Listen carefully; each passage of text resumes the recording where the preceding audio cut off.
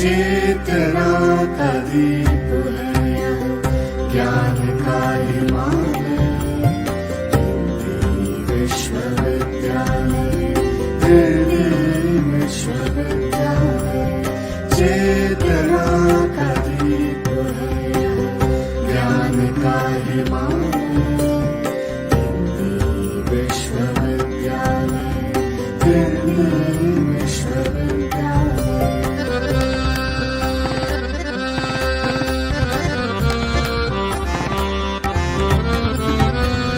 धर्म और देशों की सीमाएं टूट रही, एक पाँव रख कर देखो सौराहें फूट रही।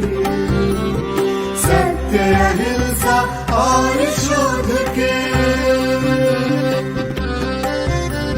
सत्य अहिंसा और शोध के सपनों का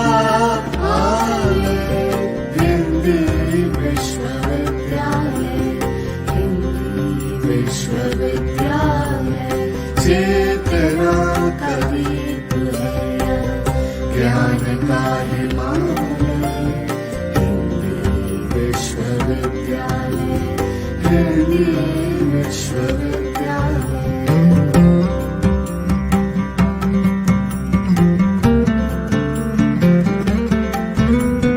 मधुमैली चट्टानों का वर्धाता है जो पठार, बंजर पर हरियाली की जय का प्रतीक साकार। दुर्लभ पांडुलिपियों का, दुर्लभ पांडुलिपियों का यह अनुपम संग्रहार, हिंदी विश्वविद्यालय, विश्वविद्यालय। चेतना का दीप है यह, ज्ञान का हिमालय, हिंदी विश्वविद्यालय, हिंदी विश्वविद्यालय।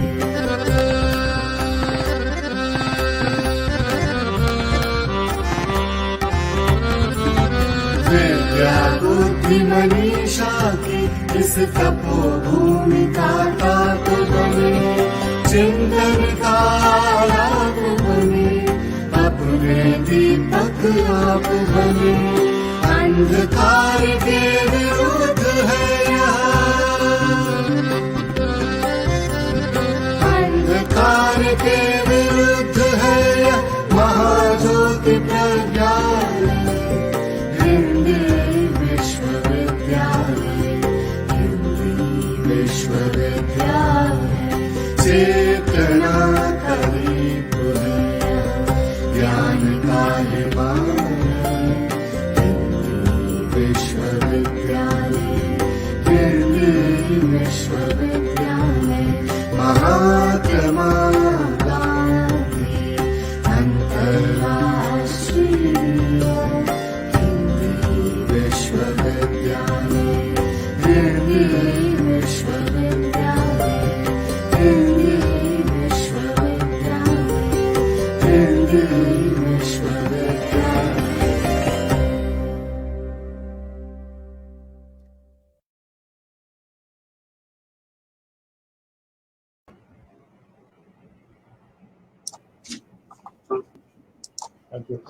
नमस्कार।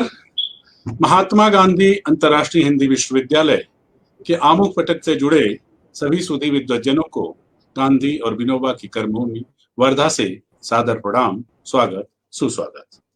बोधिसत्व बाबा साहेब ई ज्ञान श्रृंखला महात्मा गांधी अंतर्राष्ट्रीय हिंदी विश्वविद्यालय वर्धा द्वारा परिकल्पित एक नवाचारी उपक्रम है, सारस्वत अनुष्ठान है, जिसका 21वां ज्ञान पुष्प आज आप सबके समक्ष प्रस्तुत है। मित्रों, बोधिसत्व बाबा साहेब की ज्ञान श्रृंखला की शुरुआत पिछले दिनों भारतीय ज्ञान परंपरा से हुई, जो ज्ञान अनुशासन के विभिन्न धरातलों का सिंचन करते हुए लगातार निरंतर अविरल प्रवाहमान है, जिसका पिछला यानी 20वां ज्ञान पुष्प वर्तमान परिवेश में गांधी दर्शन की प्रासंगिकता विषय पर केंद्रित रहा। इससे पूर्व अकादमिक और राष्ट्रीय महत्व के विषयों पर ख्यातिलब्ध विद्वज्जनों के उद्बोधन से हम सभी लाभान्वित हो चुके हैं। इस साप्ताहिक संवाद श्रृंखला का उद्देश्य वर्तमान समय के अपने अपने क्षेत्र के श्रेष्ठ ज्ञान संपन्न, संस्कृति व संस्कार से परिपूर्ण अग्रणी बुद्धिजीवियों के उद्बोधन से हमारे अनुभव व समझ को विस्तार देना है। ज्ञान सृजन का केंद्र और विश्वविद्यालय होने के नाते हमारा अकादमिक और सामाजिक उत्तरदायित्व है कि ऐसे सरोकारों को हम संबोधित करें जिससे राष्ट्र का उत्थान हो, समाज संस्कारवान हो और युवा मानस ज्ञान व गौरव बोध से समृद्ध हो। इन्हीं लक्ष्यों को केंद्र में रखकर बोधिसत्व बाबा साहेब ई ज्ञान श्रृंखला का निरंतर अविरल संचालन प्रसारण किया जा रहा है। इस श्रृंखला में आज के प्रबोधन का विषय है आत्मनिर्भरता के लिए देशज पद्धतियों का उपयोग। आभासी पटल पर श्रृंखला की अध्यक्षता कर रहे हैं महात्मा गांधी अंतर्राष्ट्रीय हिंदी विश्वविद्यालय के माननीय कुलपति, ज्ञान निष्ठा, भारत निष्ठा, शिक्षा व संस्कृति निष्ठा के अग्रदूत आचार्य रजनीश कुमार शुक्ल जी। आपकी दूरदर्शिता, भारतीयता के प्रति समर्पण, बिखरे को सहेजने का संकल्प तथा परंपरा को और प्रवाहमान करने की प्रतिबद्धता से आरंभ इस अकादमिक सांस्कृतिक ज्ञान श्रृंखला के आज के उद्बोधक हैं पद्मश्री श्रद्धेय अशोक जी भगत। ज्ञान प्रबोधन के इस पवित्र अनुष्ठान में आप दोनों महानुभावों का हार्दिक स्वागत। श्रीयुत अशोक भगत जी के जीवन और कार्यफलक का वितान बेहद बृहद है, जिसे यहाँ प्रस्तुत कर पाना मेरे लिए असाध्य सा है। भारत सरकार द्वारा समाज सेवा के क्षेत्र में विशेष योगदान के लिए चौथा सर्वोच्च भारतीय नागरिक पुरस्कार पद्मश्री से अलंकृत श्रीयुत अशोक भगत जी झारखंड के जनजातीय समाज में देवदूत की तरह समादृत हैं। न लोकसभा न विधानसभा, सबसे ऊंची ग्राम सभा का नारा देने वाले पद्मश्री अशोक भगत जी एक कर्मयोगी हैं। आपको लोग झारखंड में सामाजिक क्षेत्र के संत के रूप में देखते हैं। अपने कार्यों की बदौलत आदिवासियों, खासकर आदिम जनजाति के लोगों के आर्थिक और सामाजिक परिवर्तन के आप प्रतीक पुरुष बन गए हैं। आपने उनका मानसिक, सामाजिक और शारीरिक शोषण रोकने के साथ ही कला, संस्कृति और वन संरक्षण के लिए अथक प्रयास किया है। आपके कार्यों की अनेक उपलब्धियों में से एक बड़ी उपलब्धि रही है आदिवासियों की धर्म संस्कृति को बचाना, उनकी परंपरा, अस्मिता और अस्तित्व को सुरक्षित रखना। इसलिए एक दौर था जब क्षेत्र में एक छत्र राज कर रहे ईसाई मिशनरियों के लिए भी आप चुनौती बन गए। सामाजिक संस्था विकास भारती बिशुनपुर के संस्थापक सचिव आदरणीय अशोक भगत जी का जीवन सादगी, सदचरित्र और जन सेवा के लिए समर्पित है। पंडित दीनदयाल उपाध्याय के एकात्म मानववाद को मूर्त रूप देने और समाज के अंतिम व्यक्ति को अग्रिम कतार में खड़ा करने के उद्देश्य से आज से लगभग 37 वर्ष पहले आपने राष्ट्रीय स्वयंसेवक संघ की प्रेरणा से झारखंड के गुमला जिला के बिशुनपुर को अपनी कर्मस्थली बनाई। क्षेत्र के आदिवासी और आदिम जनजातियों से संपर्क स्थापित करने के लिए आपने सातों पहाड़ से पद यात्रा शुरू की। यात्रा के दौरान नजदीक से जनजातीय समाज की गरीबी और भुखमरी सहित अन्य समस्याओं को आपने महसूस किया। स्थिति ऐसी कि बीमार होने पर दवा की लालच में धर्म परिवर्तन करने जैसी घटनाओं ने आपको अंदर से झकझोर कर रख दिया।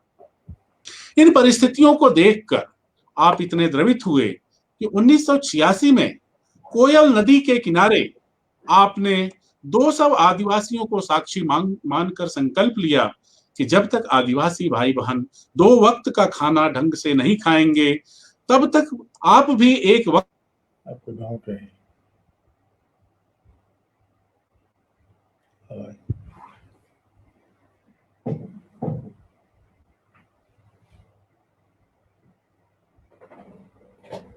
उनका रुक गया,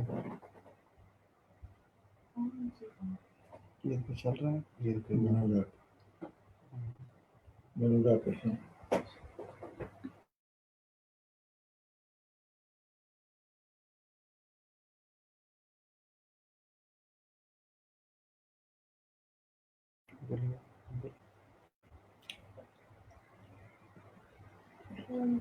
अनिल जी का रुक गया है।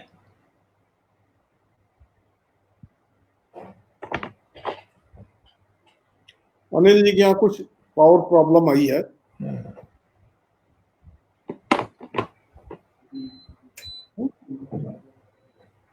तो यह व्याख्यान श्रृंखला आज वास्तव में एक ऐसी परिणति को प्राप्त कर रही है जहां ज्ञान क्रिया में परिणत होता है, बोध सृजन धर्मी हो जाता है। जानती तुम्हें तुम्हें होई जाही, जिसको जानता हूं और जो जानता हूं वैसा ही हो जाता है। ये सब बातें कागज लिखी समझ में नहीं आती है, लेकिन हमारे काल के लोग जब श्रीमान अशोक भगत जी को देखते हैं तो उन्हें समझ में आ जाता है कि जो ज्ञान हुआ है, जो बोध हुआ है, जो समझ बनी है, वह क्रिया में एकाकार कैसे हो सकती है। अपने परिवेश का ज्ञान, परिवेश स्वयं के कल्याण, परिवेश के कल्याण, अपनी सांस्कृतिक, अपनी सभ्यता की निर्मित के साथ ही संपूर्ण विश्व के कल्याण का रास्ता किस प्रकार से निकाल सकता है, समाज में अंतिम समझे जाने वाले व्यक्ति के उत्थान से ही संपूर्ण समाज का उदय, अंत्योदय के साथ ही सर्वोदय की संभावनाएं कैसे बन सकती हैं। देशज ज्ञान परंपरा, देशज ज्ञान विधि का उपयोग करते हुए व्यक्ति का जीवन स्तर कैसे सुधारा जा सकता है और उसके साथ ही उसको आनंदमय जीवन, सुखमय जीवन का बोध कैसे दिया जा सकता है। इन सबके प्रयोग धर्मी जीवन व्रती ऋषिकल्प श्रीमान अशोक भगत जी का उद्बोधन आज होना है। मैं उनसे अनुरोध करता हूं कि कृपया अपने उद्बोधन से हम सबको आप प्लावित करें। महात्मा गांधी अंतर्राष्ट्रीय हिंदू विश्वविद्यालय वर्धा के कुलपति आदरणीय आचार्य रजनीश शुक्ल जी, प्राध्यापक अनिल कुमार राय जी एवं अन्य गुरुजन बिंद तथा श्रोता बंधुओं, भारत में देशज ज्ञान का बड़ा महत्व रहा है और जब हम कोरोना काल में देखते हैं तो एकाएक सभी को ये ध्यान में आया है कि देशज ज्ञान का प्रसंग कितना है। हम लोग जब 1983 के दशक में अति पिछड़े अत्यंत दूरवर्ती इलाके में पहाड़ियों से गिरे घाटी में काम करने गए तो इस बात का कुछ दिन बाद आभास हो गया कि जो हम बहुत अपने को ज्ञानी समझते हैं, वहाँ पहाड़ों और जंगलों में रहने वाले लोग बहुत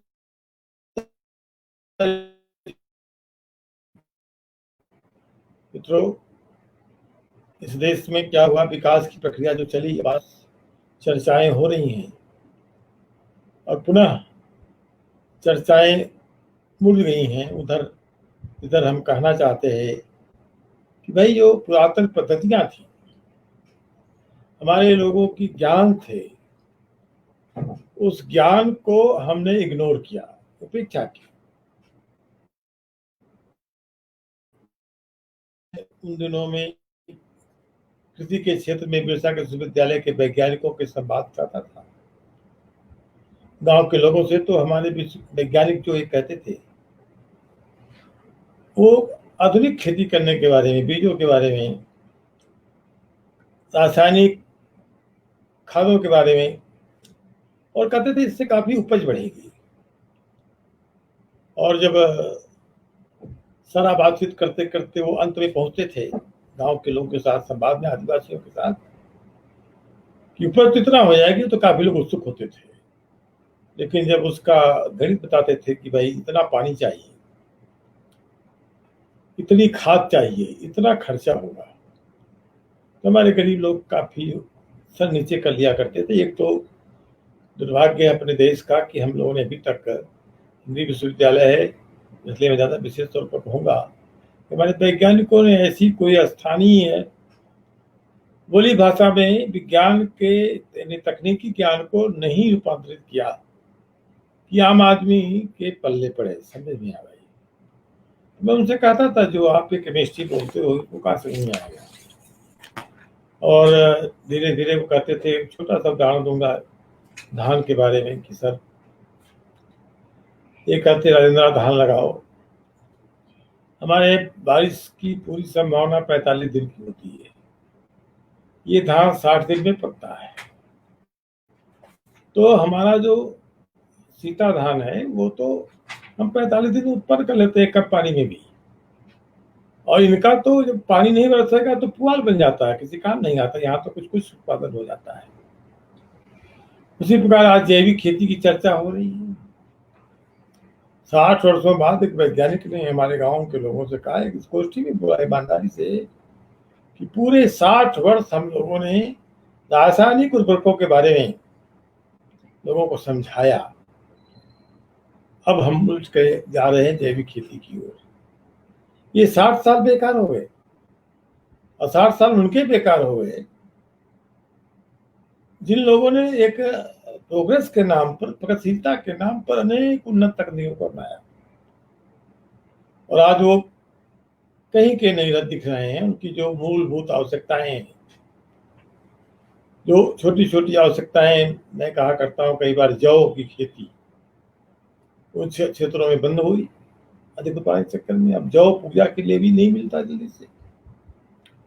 तो जो परंपरागत ज्ञान और वो दालें थी जमीन की, मिट्टी की, पानी की, मौसम की, आज भी घात की कहावतें चरितार्थ करती हैं। उस पर कभी वैज्ञानिकों ने ज्यादा काम नहीं किया। हमने देखा कि एक टेक्नोलॉजी जो प्रिमिटिव टाइवादी जनजाति के लोग हैं, उन्होंने एक लोहा गलाने की तकनीक उनकी थी। तो पूछा हमने कि कहीं इसी का अशोक पिलर लगा है, टांगीनाथ मंदिर में इसी का त्रिशूल बना है। उस पर देखा हमने कि एनएमएल ने, मद्रास ने, आईआईटी बॉम्बे ने रिसर्च किया, आईआईटी दिल्ली ने रिसर्च किया कि जंग इस पर नहीं लगता, कोई ऐसी टेक्नोलॉजी नहीं आई। लोहा की बात थी। वह हमारे कल्चर के डायरेक्टर थे, वो कहते थे, आदिवासी थे, कि भाई पुराने जमाने में हम लकड़ी के हल का इस्तेमाल करते थे। अब जीवामृत की बात हो रही है, गायें रहेंगी तब तो जीवामृत होगा, ट्रैक्टर तो कोई मुद्देगा नहीं। तो ये जो परंपरा ज्ञान है, इस आधुनिक परिस्थिति में भी हमने देखा कि इसको लेकर के जो लोग आगे आए, और हमारे प्रधानमंत्री जी का भी ध्यान गया कि कृषि ही सर्वाधिक ताकत की चीज बन सकती है। तब आएगा कि मिट्टी का उपचार, तो उस गांव का जो नॉलेज है, गांव का जो ज्ञान है, वो काम आ रहा है मित्रों। हाँ, कुछ ऐसा हम नहीं कहते कि जो देशज ज्ञान है वो परफेक्ट है, उसमें आधुनिक तकनीकें जोड़ने की जरूरत है, उसका विकास करने की आवश्यकता थी।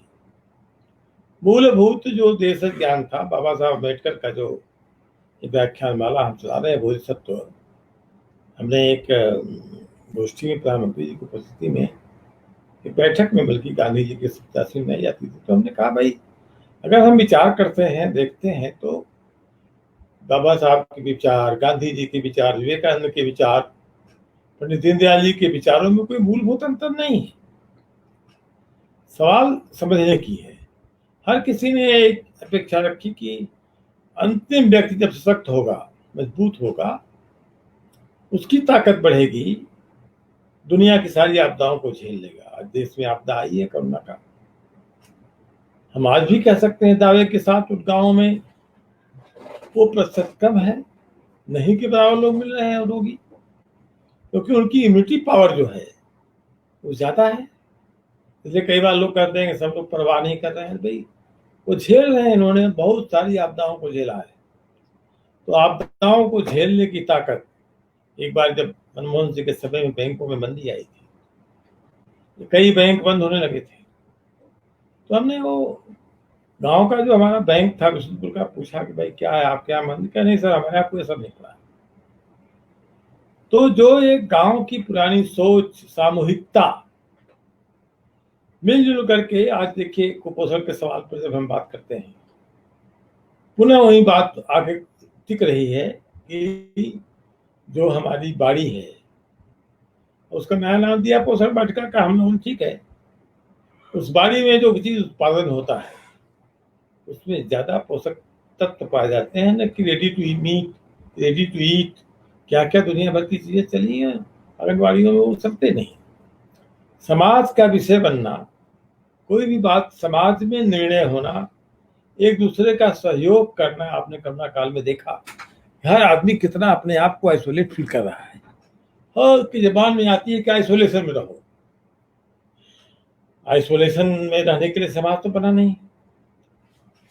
अब ये समाज का जो सामाजिकरण इतना आइसोलेशन में हुआ कि एक बेटा बाप की शव को भी जलाने की हिम्मत नहीं कर रहा है, संबंध नहीं बना रहा है, रिश्ते टूट रहे हैं।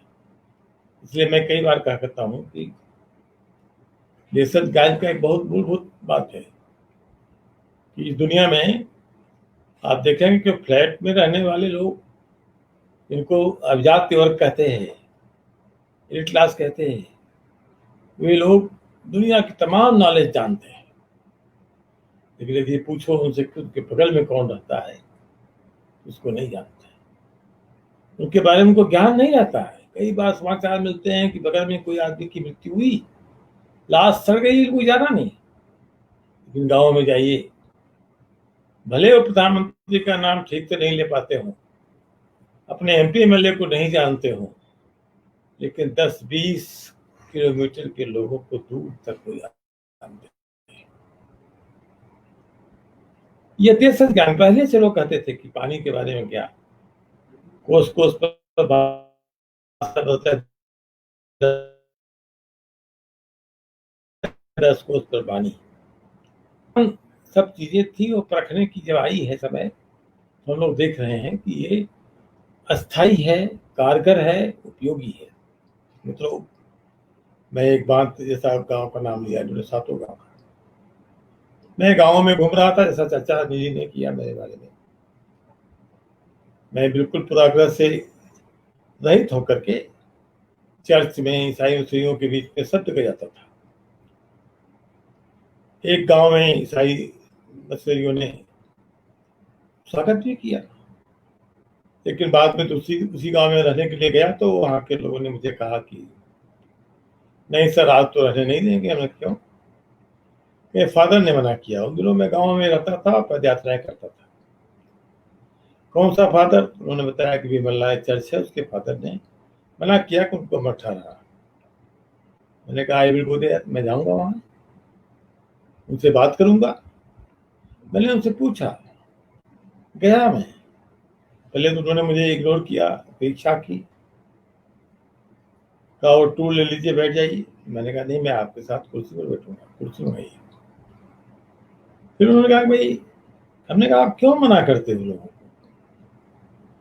विकास की प्रक्रिया में लोग शामिल हो, इससे धर्म आपका कहाँ बाधित होता है? उन्होंने कहा आप हम आपको नहीं जानते, इसलिए तो और कहने आया हूँ कि आप जानो।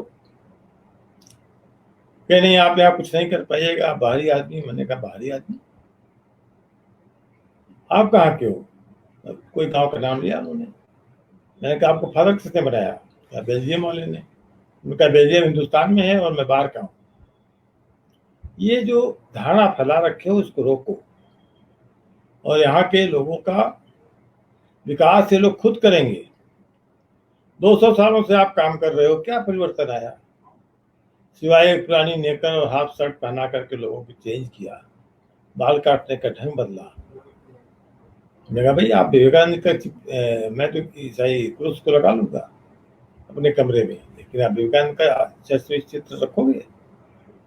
तो वो कहे नहीं नहीं फिर मैं I am seeing something new and मैंने कहा नहीं आपके अंदर भी कुछ नहीं है, मेरे अंदर भी कुछ नहीं है। कहीं आप कोई लोग गांव का आदमी बात नहीं मानेगा। मैंने कहा देखेंगे, हम तो जा रहे हैं तो एक गांव में मैं गया, उसके जस्ट तीसरे दिन सातों गांव हुई था। तो उसने कहा कि भाई गांव के लोगों ने इकट्ठा हुए, कहे कि सर आप विकास करने आए हैं तो पहाड़ पर पानी है, उसको नीचे उतार देंगे। मेरे समझ में नहीं आया कैसे हो सकता है। अब उन्होंने कहा सर एक बार अकाल पड़ा था, वो चर्च के लोग आए थे, उन्होंने कहा धर्म बदल लीजिए तो पानी उतार देंगे। हम लोगों ने धर्म तो नहीं बदला। हमने कहा उतर जाएगा। हम लोग नए जमाने के 60 टेक्नोलॉजी वाले, 50 फीट की ऊंचाई पर पानी। मैंने वहां के डिप्टी कमिश्नर से बात किया, उन्होंने इंजीनियर्स का ग्रुप भेजा। उन्होंने कहा कि इट इज नॉट पॉसिबल। वहां के डिप्टी कमिश्नर IITian थे और लेकिन एक रिस्क लेने के मूड में रहा करते थे। उन्होंने कहा कि भगत जी, उन्होंने कहा देखिए गांव वाले केवल इतना चाहते हैं कि उनको पत्थर तो तोड़ लेंगे, वो उन्हें सीमेंट और राड दे दे, लोहे का राड आप दे दो, लोहा दे दो। कितना बनेगा? मैंने कहा 80,000 रुपये बनेगा। आप विश्वास करेंगे पूरा गांव 2 सीजन में लगातार घर से खाना लेके पहाड़ी पर चढ़ता था और चढ़ने के बाद अपना खाता था, पत्थर तोड़ता था और उसी 80,000 की सीमेंट और लोहे की छड़ हमने उनको दी और 2 साल में वो बांध उन्होंने बांध दिया। आज भी उस गांव में इतने साल हो गए, 85-86 की बात है, सूखा नहीं पड़ता। तो मैंने बार बार कहा कि पेरिनियल सोर्सेज जितने पहाड़ी पर हैं उनको आप डाइवर्ट करो। गांव वाले कहते हैं, उसको मानने को तैयार नहीं। सरकारी लोग तो बड़ी बात की बात करते हैं, बड़ी बातों की कल्पना करते हैं। तो कैसे हम गांव का आदमी आज भी कहता है डंडा उठाकर के पानी यहाँ मिलेगा, और भी ऐसे लोग भी विश्वास करते हैं जहां ये बताएगा पानी वहीं मिलेगा। उनके अपने ज्ञान है, उस ज्ञान का विकास विज्ञान के साथ जोड़ना ये जरूरत थी। आप देखें आज तमाम लोग जो मतलब वनौषधियों के बारे में, आज हमारे कैंपस में रोज बड़े बड़े बाबू लोग गाड़ी लेके आते हैं, अमृता पूछते हैं, अमृता। अब उसकी काढ़ा पीने के लिए उनको लगता है कि भाई ये हमारे गांव में बहुत दिनों से है इस बात की। हमारे गांव में तुलसी पी करके ही लोग सारे खांसी सर्दी ठीक कर लेते थे। अपने हमारे इलाके में मैंने वो लेमन ग्रास की खेती हुई तो प्रधानमंत्री ने चर्चा की उसकी, महिलाओं ने उससे काफी पैसा कमाया। तो जो एक जैविक खेती है, ये सब चीजें तकलीफ जो खेती की थी, एक बार साइंटिस्टों का ग्रुप आया था, उन्होंने उनके नॉलेज के हिसाब से यह था कि अमुक खेत के बगल में अमुक घास नहीं होती है, लेकिन यहाँ तो होती है। तो उन्होंने बताओ क्यों होती है। ये जो देशज ज्ञान है, इसको एक समझने की, परखने की 360 प्रकार के धान पाए जाते थे और वो 360 प्रकार के धानों के जो हमने खोजना शुरू किया तो मिलते नहीं बीज। हमने अपने साइंटिस्टों से कहा कि वैज्ञानिक संग्रह करो, तो संग्रह कर रहे हैं लेकिन वो अभी भी पहुंच नहीं पा रहे हैं। उन धानों की खेती से जो खुशबू आया करती थी, जो उत्पादन हुआ करता था, उसका कोई मुकाबला नहीं होता था। मित्रों, उसको जो हमने इग्नोर किया, जिससे पर्यावरण प्रदूषित हुआ, पानी के संरक्षण के बारे में जो तकनीक थी उसको ध्यान में नहीं लाए। सांस्कृतिक परिवेश में अब ठीक है, मैंने बिजली हवाई है, अब हमारे यहाँ लोगों ने कहा भाई दारू बहुत पीते हैं, लोग पीते ही हैं। अब तो उतना शहरों में भी पीते हैं जितना गाँव में पीते हैं। तो मैंने गांव के लोग बैठकी की, मैंने कहा भाई आप दारू क्यों पीते हो? तो उन्होंने कहा सर आप आए हैं तो आज तो कोई नहीं पिया है, रात के 10 बज रहे थे, मैं 6 बजे गया था, 4 घंटा आप रह रहे हैं, 4 घंटा तो हम लोग बिल्कुल आपके साथ मनोरंजन कर रहे हैं, बात कर रहे हैं। तो मनोरंजन की जो पद्धतियां थी, फोक डांसेस थे, वो धीरे धीरे विलुप्त होते गए। अब आज का नौजवान जब गांव में जाता है और दिन डूबने के बाद उसको कुछ नहीं मिलता, अंधेरे में रहता है। अब तो बिजली पहुंच रही है मानो, इंटरटेनमेंट के कोई साधन नहीं, मनोरंजन की जो पुरानी कला थी, विधाएं थी, वो नष्ट होती गई। हमने उसको सर्वाइव करा, हमने कहा ढोल मादर बजीरा जो भी है इसको फिर ले चलो, क्योंकि कैसे रात भर तो आदमी सोएगा नहीं, दारू पिएगा ही। ऐसे बहुत सी विधाएं सांस्कृतिक लेवल पर भी थी, जहां के गीतों में गणित हो, कैसे भाषा पढ़ी जाती है उसका भी ज्ञान हो, जहां के गीतों में राम और सीता हो, जहां के गीत मौसम के बारे में बोलते हो। अभी देशज ज्ञान नहीं है तो और क्या है। इस पर विधिवत अध्ययन शोध इसकी जरूरत थी, और हम लोगों ने यथाशक्ति जिन विषयों में कर सकते थे कि आप देखिए आज मिट्टी के बर्तन, अब मिट्टी के धीरे धीरे जो कलाकार थे, हमारे अनुपूरक थे, खेती के कार्यों के साथ वो काम करते थे, वो धीरे धीरे खत्म हो गई विधाएं। तो क्या हुआ, अब मिट्टी के बर्तन में 5 स्टार होटल में लोग कहते हैं हड़िया में खाना बनाएंगे, हड़िया में दाल बनाएंगे। अब हड़िया बनाने वाले गांव में जो थे वो पहले कितने समावेशी थे कि उनको काम भी मिलता था, उनको हड़िया बनाने में पैसा भी मिलता था, कमाई भी होती थी। आज भी मिट्टी के बर्तनों की जो PVC उसमें थोड़ा इलेक्ट्रॉनिक जोड़ा है, उसके कारण कुछ मशीनों से काफी उत्पादन मशीन हो रहा है कुम्हार की चाक से। तो इस तरह से देशज जो ज्ञान है, और यही ज्ञान जो आम लोगों को, गरीब लोगों को आकर्षित करेगा। मूल समस्या है गांव में रहने की। ठीक है, सड़क पर बिजली नहीं था, पानी की रिसोर्सेस को हमने टेप नहीं किया, वो किया जा चुका है, लेकिन कैसे गांव में रहने वाले लोग सस्टेन कर सकें, सर्वाइव कर सकें, वहां रह सकें, उनके लिए कल्चरल जो है पुरानी, हम लोग कई बार गया करते हैं ना, तो पुरानी नींव नया निर्माण, पुरानी नींव नया निर्माण, वो विधा डेवलप कैसे हो, विकसित कैसे हो, इस पर आज काम की जरूरत है। आज कोरोना काल में तो काफी इस पर चर्चा हुई। हमने कहा भाई इसको चुनौती मानिए, अवसर के रूप में देखिए। हमारे कई लेखों में आया चर्चा, आज सब प्रधानमंत्री जी ने बिल्कुल ही मुंह मोड़ लिया खेती की ओर का, कृषि ही ताकत का आधार बनेगा, और कृषि ताकत का आधार बनाने के जितने भी सुविधाएं किसानों को हो सकती थी मिलने की बात हो रही है। अब उसमें से नए सिरे से अब सवाल है वैल्यू एडिशन। वैल्यू एडिशन के दोनों है, एक प्रोसेसिंग, हम ठीक है फूड प्रोसेसिंग खड़ी हो,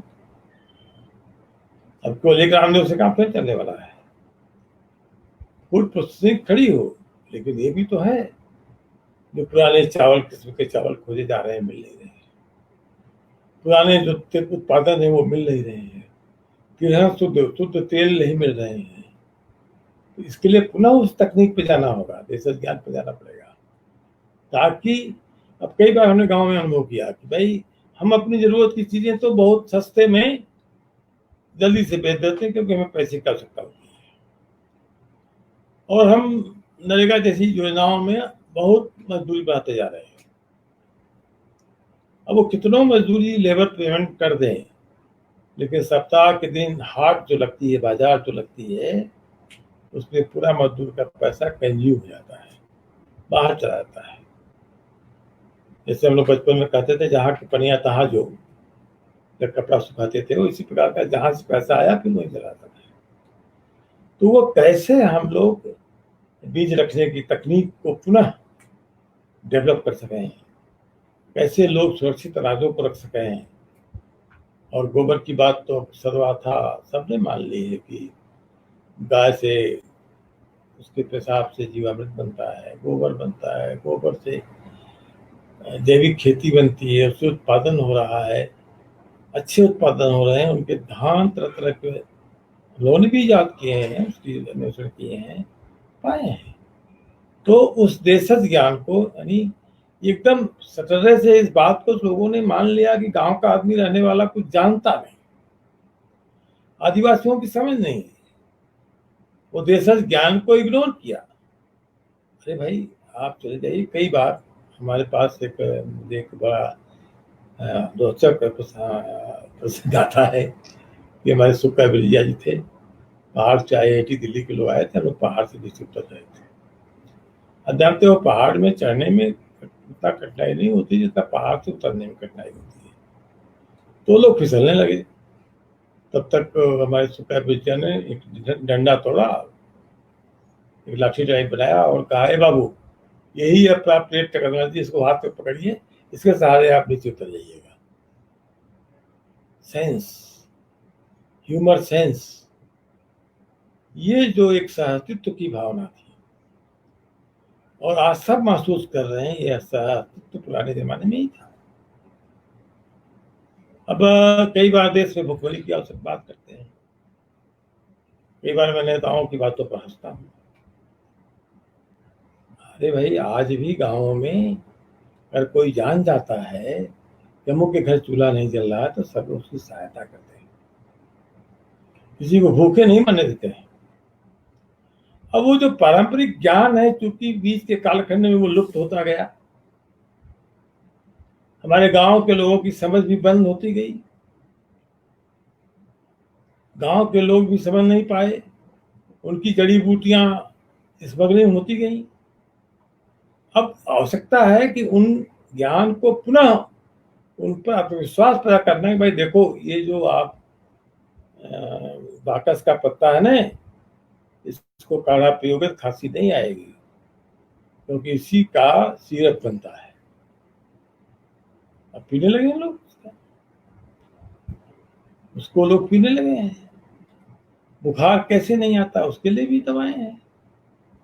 अब वो पुनः शुरू हुआ है, इसको एक वैज्ञानिक पद्धति से सिस्टम में ले आना। रेशनल नॉलेज को कुछ ICR वगैरह ने भी कुछ शुरू किया इस पर काम। आयुर्वेद की तो विधा ही एक तरह से जैसे मान लो कि राम जो तक रह आया रही है आचार्यों तक। अरे भाई इसको जो गांव के वैद्य है, उनके ज्ञान है, उनको कैसे समेटेंगे। किंवदंतियां, लोक कथाएं, उनका संग्रह कैसे हो, इसमें नए नए लोगों को सीखने और समझने की जरूरत है। इस परिस्थिति में आज जो मैंने बात किया और कहा, इस पर फोकस हम करते हैं कि देश के लोग, गांव में रहने वाले लोगों की बुद्धि पर विश्वास करें। अब कई बार हम लोग कहते हैं ना, वो गांव वाले तो जो पढ़े लिखे लोग गांव में रहने लगते हैं तो उनसे पूछिए तो गांव वाले उन्हीं को बेवकूफ समझते हैं। अब गांव की भी अपनी समझ है, उनको लगता है कि तू पढ़ लिख के आया, क्या जाने का, हम बताते हैं पशु चिकित्सा के बारे में। तो उस देशज ज्ञान का संयोजन हो, और देखिए अपने आसपास की चीजों के आधार पर जब कोई चीज खड़ी होगी, अपने आसपास की चीजों के आधार पर, हुनर पर, जैसा प्रधानमंत्री जी कहते हैं मैं स्किल अप स्किल आगे भी कहते हैं, तो अब वो धीरे धीरे उसका विकास होगा तो स्वावलंबन, आत्मनिर्भरता अपने आप आएगी। अब वो स्किल डेवलपमेंट को 3 स्तरों पर ले जाने का काम ये तभी होगा जब वैज्ञानिक गांव में जाएंगे। गांव में जाकर के उनसे समझने नहीं आएंगे, बताने जाएंगे कि हम जानते हैं, वो समझने जाएंगे, सीखने जाएंगे। Go to the people, learn from them, live among them, plan with them। इसीलिए मैंने कहा ग्राम सभाओं की महत्ता।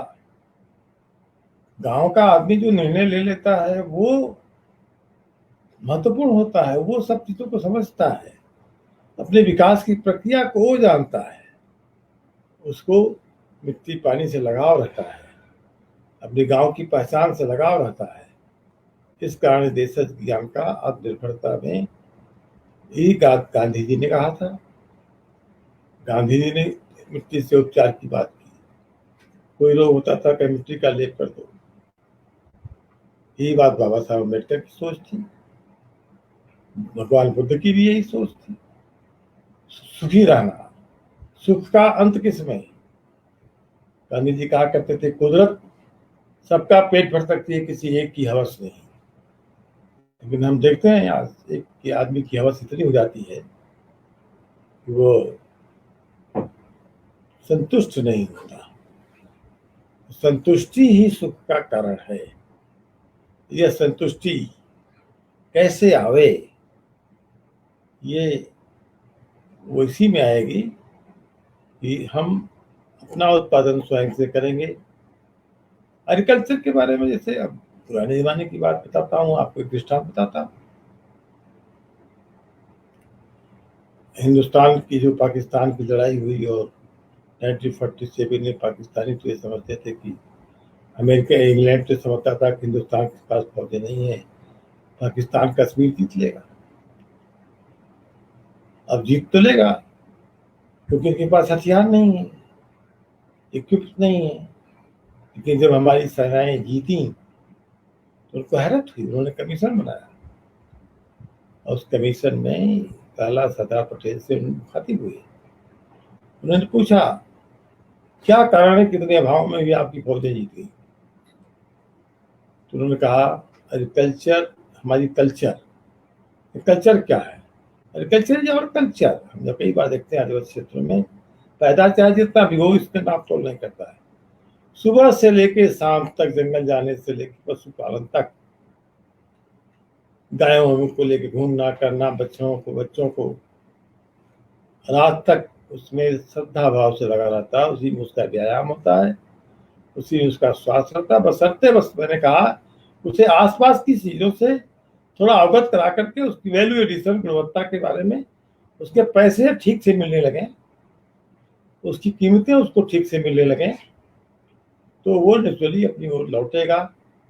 आज का ही युग है। मैं अंत में एक नई बात का करके आपसे विदा लेता हूँ। कोई प्रश्न होगा तो पूछ सकते हैं।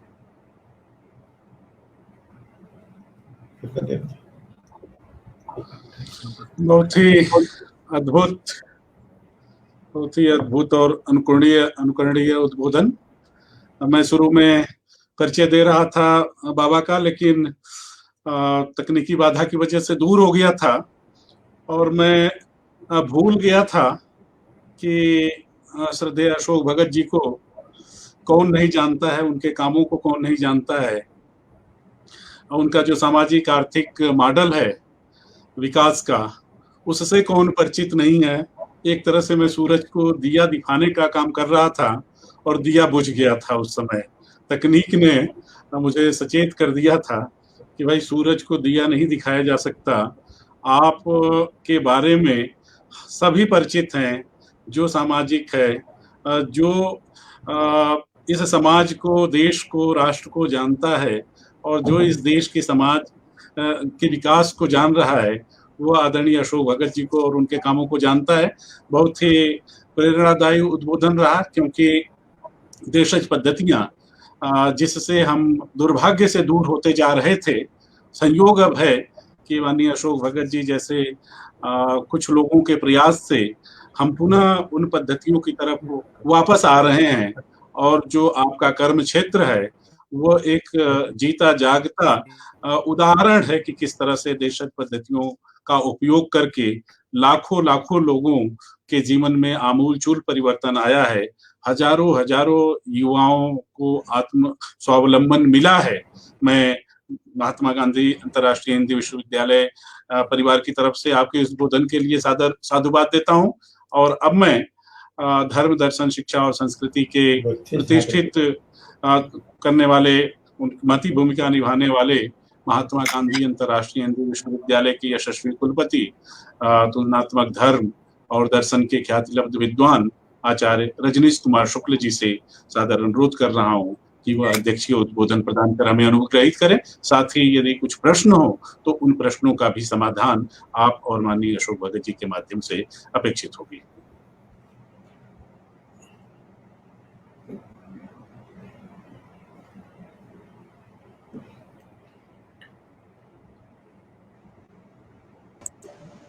सर माइक म्यूट है सर आपका।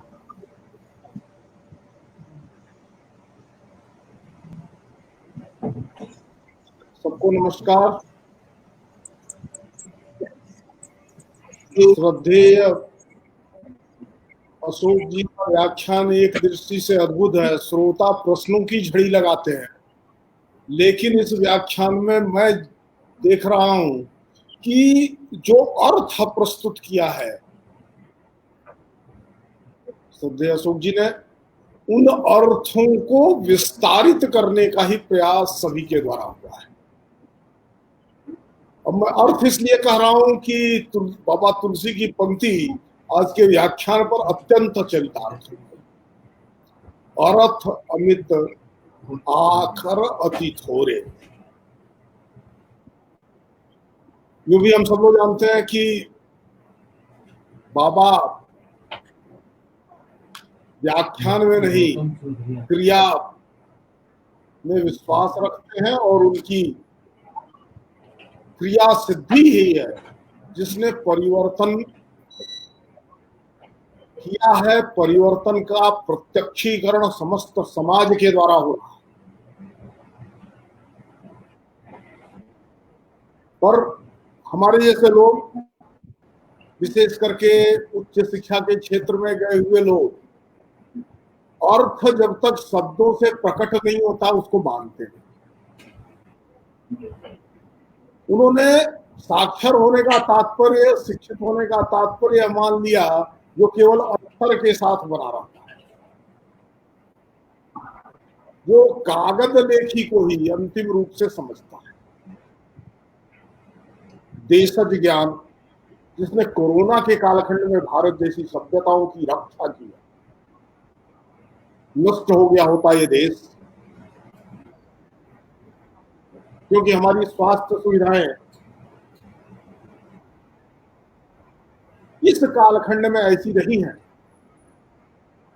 जिससे कोरोना की महामारी का मुकाबला शासकीय और कारपोरेट सेक्टर की स्वास्थ्य सुविधाओं के द्वारा नहीं हो सकता।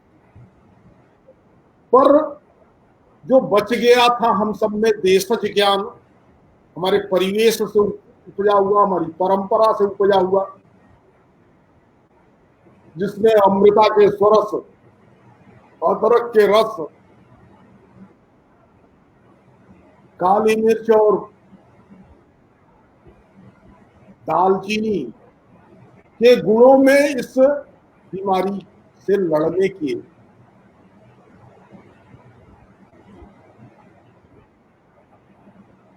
साधन तलाश। और मजेदार बात है कि इस कोरोना कालखंड में और कुछ किया हो चाहे न किया हो, देशज ज्ञान, हाथ से होने वाला काम, इसके आधार पर एक आत्मनिर्भर, स्वाभिमानी और अपनी रक्षा और अपने पोषण के लिए सक्षम समाज निर्मित हो सकता है, इसको प्रस्तावित किया, इसको चरितार्थ किया है। गांधी का 150वां वर्ष था। भारत के प्रधानमंत्री ने आत्मनिर्भर भारत का अभियान प्रारंभ किया। जब पूरी दुनिया पैकेज में चल रही थी, इमदाद, मदद, चैरिटी, इसके द्वारा दुनिया अपना कल्याण देख रही थी, ऐसे में भारत के अंदर एक स्थिति आई कि इस कठिन कालखंड में भारत के प्रधानमंत्री ने आह्वान किया, आत्मनिर्भर बनकर के दिखाया। ये केवल भारत में संभव, और ये भारत में देशज ज्ञान के कारण से संभव। यह देशज ज्ञान सिर्फ कुछ तकनीक के आधार पर, जीवन को उपलब्ध साधनों के आधार पर सुखमय बनाना नहीं, अपितु आने वाली पीढ़ियों को भी सुखमय जीवन दे सके, सांस्कृतिक जीवन दे सके, आनंदमय जीवन दे सके। ये केवल खेती, बागवानी, कुटीर उद्योग तक सीमित दृष्टि नहीं। इस बात को आज तो पूरी दुनिया स्वीकार कर रही है, लेकिन मैं याद कर रहा हूं 1982-83 के बाद के वो कालखंड जब श्रद्धेय अशोक जी ने सामाजिक जीवन में एक आइकॉन के रूप में युवा जब इनको लेता था, उत्तर प्रदेश का युवा विशेषतः श्री अशोक जी को सुनने और देखने के बाद आंदोलित हो जाता था, स्पंदित हो जाता था। उस कालखंड में इन्होंने तय किया कि अब बहुत हो गया, सामाजिक परिवर्तन का कार्य अंतिम आदमी के उदय का कार्य है। अंतिम आदमी का उदय संपूर्ण समाज के उदय का, सर्वोदय का एकमात्र रास्ता है। तो वह विकास की एक वैकल्पिक अवधारणा थी। पूरी दुनिया ने विकास की जो अवधारणा स्वीकार कर ली थी, जिसमें प्रकृति के शोषण पर विकास होगा, नदियों पर बड़े बांध बनाए जाएंगे, हजारों हजार लोगों का विस्थापन होगा, छोटी छोटी गांवों में चलने वाली आयरन ओर की, गोबर के उपले से चलने वाली भट्टियों के स्थान पर भिलाई और राउरकेला जैसे इस्पात के कारखाने खड़े होंगे। बैलगाड़ी से ट्रांसपोर्टेशन नहीं होगा, ट्रक और रेलगाड़ी से होगा। जैसे जैसे बैलगाड़ी और बैल का हल अपदस्थ होता जाएगा, विकास अपनी ऊंचाई को प्राप्त करता जाएगा, इस प्रकार की अवधारणा बनी थी। और कृषि क्रांति के चक्र की दृष्टि से भी यही अवधारणा काम कर रही थी। 4000 से अधिक धान की किस्में इस देश में गायब हो गई, लापता हो गई। ऐसे में 1982-83 में तय करना कि हम गांव में भी नहीं वन की ओर जाएंगे, वो भारत उठेगा तो वन से उठेगा। भारत दुनिया को त्राण देने का कोई रास्ता दिखाएगा तो जंगलों से दिखाएगा, और वहां जाकर के लोगों को शिक्षित नहीं है। वो शिक्षित है, वो ज्ञान संपन्न है, बोध संपन्न है। उनको तो यह बताना है कि आप अपना जीवन जिस प्रकार आनंदपूर्ण ढंग से चला रहे हो वैसा ही आपको चलाना चाहिए, और दूसरों का जीवन आनंदित हो सके इसके लिए आपको दृष्टि देनी। इस प्रकार उनकी जीवन पद्धति के प्रति, उनके देशज ज्ञान के प्रति स्वाभिमान का भाव, उस स्वाभिमान के साथ उसको प्रयोग करते हुए जंगल में रह करके वर्तमान सभ्यता को विकास का एक वैकल्पिक प्रतिमान प्रस्तुत करना,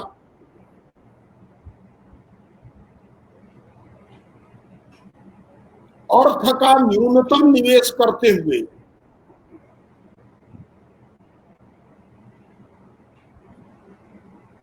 उपयोगिता को और उत्पादकता को मनुष्य के हाथ के कौशल और उसके श्रम के द्वारा विकसित करना,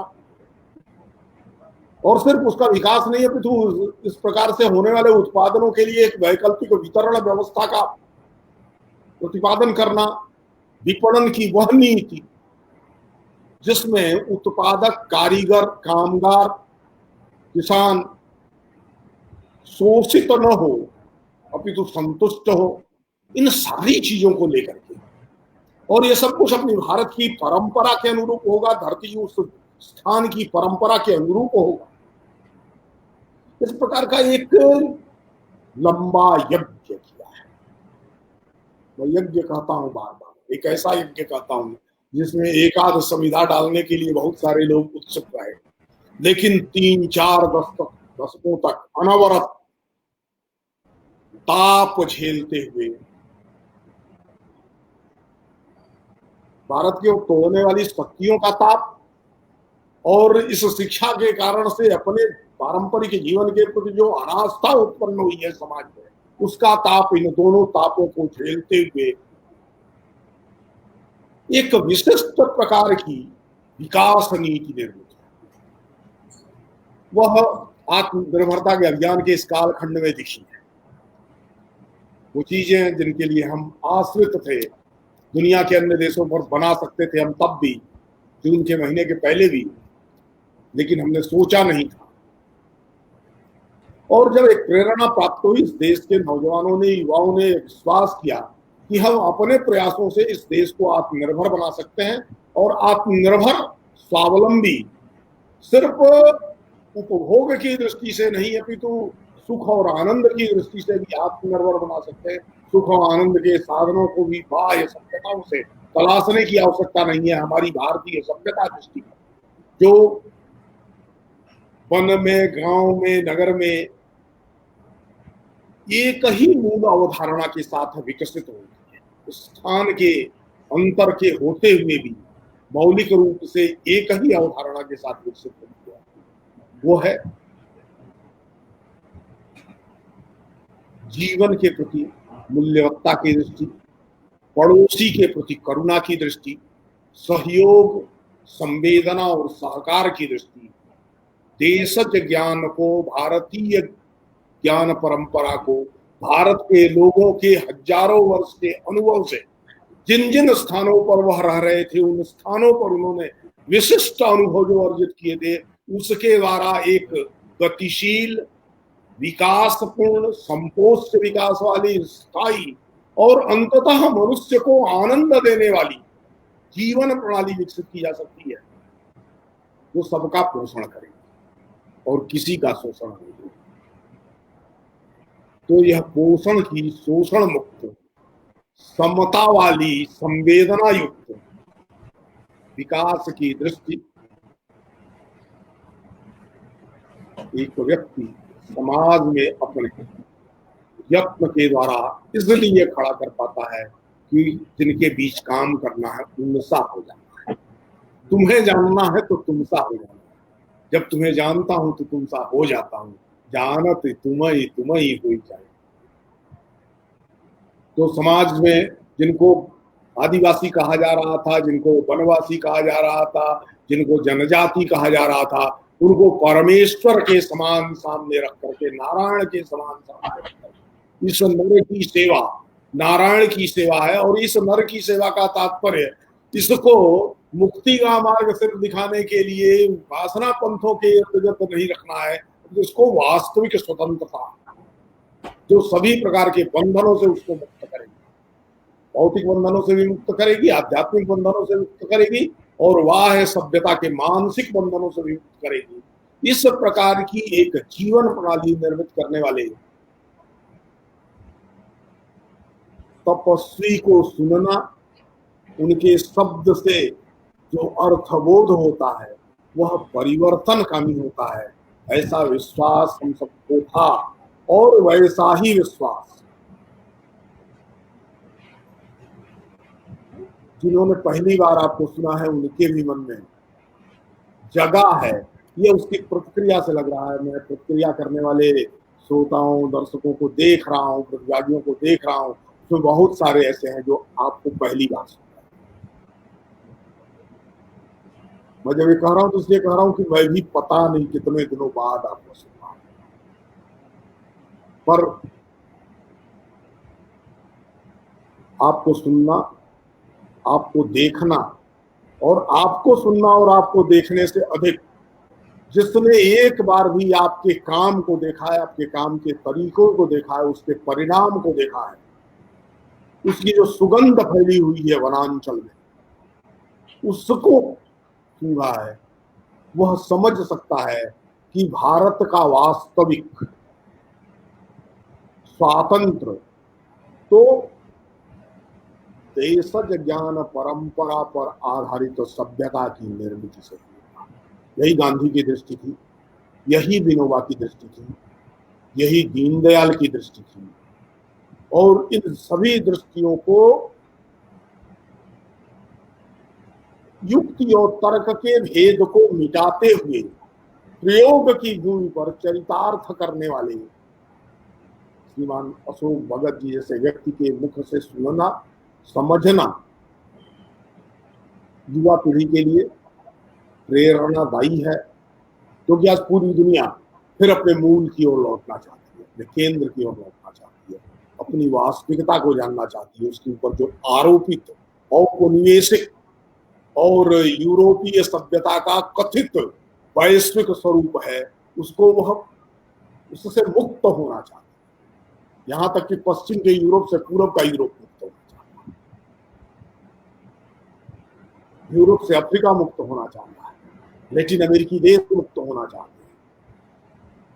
और इस प्रकार की मुक्ति का उपक्रम, सभ्यतागत मुक्ति का उपक्रम दुनिया में जहां भी चल रहा है, उसके लिए आपका कार्य, आपकी जीवन, आपके द्वारा प्रतिपादित सभ्यता दृष्टि रोल मॉडल का काम करेगी, आदर्श का काम करेगी।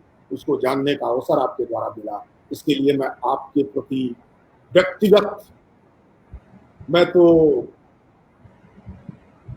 आपकी उंगलियां पकड़ करके सामाजिक जीवन में काम करना सीखा हुआ कार्य करता हूँ, इसलिए कृतज्ञता भी नहीं ज्ञापित कर सकता। सिर्फ इतना ही कह रहा हूं कि आपके प्रति कृतज्ञता कहता हूं, तो अपने स्वार्थों की सिद्धि का उपक्रम मत करो और हम जैसे लोगों की स्वार्थों की सिद्धि के साधक और सिद्ध के रूप में आप हम सबका लंबे समय तक मार्गदर्शन करते रहेंगे। इस निवेदन के साथ मैं आनंद जी से अनुरोध करता हूं कि वो औपचारिक धन्यवाद सर। सच में कृतज्ञ मैं, यह बोधिसत्व बाबा साहब ई ज्ञान श्रृंखला कृतज्ञ है आपका कि आप इस अनुष्ठान में आज सहभागी हुए और इसके माध्यम से आपका साक्षात दर्शन और आपका उद्बोधन सब तक संप्रेषित हो सका। मैं उन कुछ सौभाग्यशाली हूँ मैं इस बात से कि मुझे श्रद्धेय अशोक भगत जी का सानिध्य मिला है, आपके कार्यों को देखने का अवसर मिला है और लाभान्वित हुए लोगों से बात करके बाबा के बारे में सुनने का अवसर मिला है। बाबा को भी शायद पता नहीं होगा कि बाबा क्या है। उन लोगों के मुख से सुन करके जो लोग आप के कामों से लाभान्वित हुए हैं, आपकी प्रेरणा से जिन लोगों को मार्ग मिला है जीने का, उनको सुन करके अच्छा लगता है। मैं सौभाग्यशाली हूँ सच में। श्रद्धेय अशोक भगत जी समाज व राष्ट्र के धरोहर हैं। आप सामाजिक, सांस्कृतिक और आर्थिक परिवर्तन के 4 दशकों के साक्षीदार हैं। आप सच में कर्म योद्धा हैं, संगठनकर्ता हैं, भारतीय ज्ञान और कर्म परंपरा के आप अग्रणी सुचिंतक हैं। मैं महात्मा गांधी अंतर्राष्ट्रीय हिंदी विश्वविद्यालय परिवार की तरफ से कृतज्ञता ज्ञापित करता हूँ।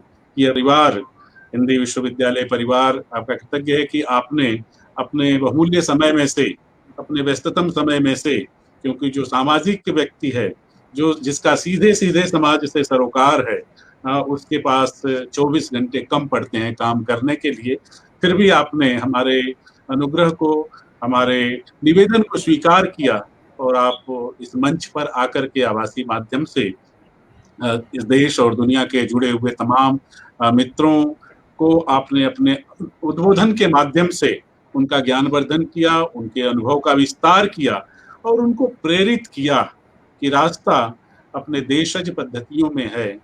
विकास का जो वास्तविक मॉडल है वो देशज पद्धतियों से विकसित हुआ है, वो देशज पद्धतियों से निकलता है। आपने अपने उद्बोधन के माध्यम से हम सभी को प्रेरित किया। मुझे लगता है कि इस प्रेरणा से युवा पीढ़ी प्रेरित होगी और भारतीय जो देशज पद्धतियां हैं उनका उपयोग करके वास्तविक विकास, जिस विकास की आज बात हो रही है, जिस विकास की अपेक्षा समाज और राष्ट्र को है, उस विकास की शुरुआत इस पीढ़ी से होगी। आपका उद्बोधन हम सबके लिए प्रेरणादायक रहा। मैं महात्मा गांधी अंतर्राष्ट्रीय हिंदी विश्वविद्यालय परिवार की तरफ से आपके प्रति अपनी कृतज्ञता ज्ञापित करता हूँ, आभार ज्ञापित करता हूँ कि आपने समय निकाला और हमारे मित्रों को इस ई ज्ञान श्रृंखला से जुड़े हुए तमाम देश और विदेश के लोगों का ज्ञानवर्धन किया। मैं साथ ही महात्मा गांधी अंतर्राष्ट्रीय हिंदी विश्वविद्यालय परिवार के मुखिया, उसके कुलगुरु आचार्य रजनीश कुमार शुक्ल जी के प्रति भी आभार ज्ञापित करना चाहूंगा, क्योंकि ये श्रृंखला सच में आपकी प्रेरणा से चल रही है, आपके प्रयास से चल रही है और लगातार आपने एक ऐसा मंच उपलब्ध कराया है कि जिससे हम सभी लगातार लाभान्वित हो रहे हैं और माननीय अशोक भगत जी जैसे समृद्ध जिनका अनुभव समृद्ध अनुभव है, उन लोगों से मिलने का एक अवसर इस मंच के माध्यम से मिल पा रहा है। इसलिए इस विश्वविद्यालय के माननीय कुलपति प्रोफेसर आचार्य रजनीश कुमार शुक्ल जी के प्रति भी मैं आभारी हूँ कि आप लगातार आज आप प्रवास से आए हैं, बावजूद इसके मुझे कम चिंता थी, आपको ज़्यादा चिंता थी समय से वर्धा पहुँच पाने की, कि कहीं यात्रा में रास्ते में विलम्ब न हो जाए और इस कड़ी में आप विलम्ब से न पहुँचे। लेकिन जब पता चला कि इस कार्यक्रम के शुरू होने से बहुत पहले वो पहुँच गए तो मुझे संतोष हुआ और साथ ही इस बात का आभास हुआ कि आपकी सदिच्छा इस श्रृंखला को लेकर के जो है उसके लिए मैं कृतज्ञ हूँ कि आप इस श्रृंखला के माध्यम से एक मंच आपने उपलब्ध कराया है हम सबको, जिससे तमाम अपने समय के सुचिंतक विद्वज्जनों से हम सुन करके अपने ज्ञान का विस्तार कर रहे हैं, समृद्ध कर रहे हैं अपने आप को। मैं विश्वविद्यालय के कुलपति जी के प्रति भी आभार ज्ञापित करता हूँ। साथ ही इस बोधिसत्व बाबा साहब ई ज्ञान श्रृंखला से जुड़े हुए हमारे तमाम मित्र जो देश और दुनिया से इसको लगातार सुनते हैं, हमारा एक तरह से प्रेरणा देने का काम करते हैं अपने टिप्पणियों के माध्यम से। सच में माननीय कुलपति जी कह रहे थे कि आज की जो टिप्पणियां हैं तमाम, वो सारी टिप्पणियां प्रश्न कम हैं और एक तरह से देशज पद्धति को लेकर के उसकी प्रतिष्ठा को लेकर के उनकी चिंताएं ज्यादा हैं कि हम कौन थे, क्या हो गए और क्या होंगे अभी। तो लेकिन लोगों में चिंता है और यह चिंता ही बताती है कि जो माननीय अशोक भगत जी का काम है वो रास्ता दिखाएगा आज के समय को, समाज को।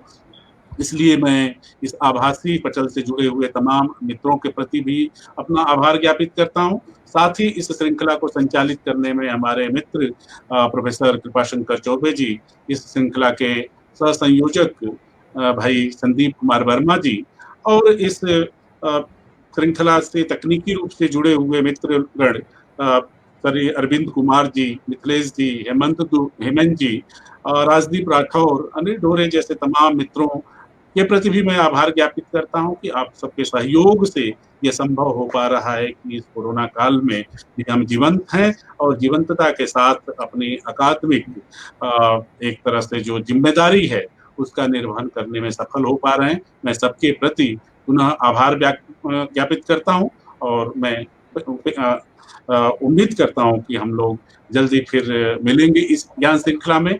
आप सभी का दिन फलदायी हो, मंगलमय हो, इस शुभकामना के साथ हम फिर मिलेंगे। नमस्कार। सभी को प्रणाम।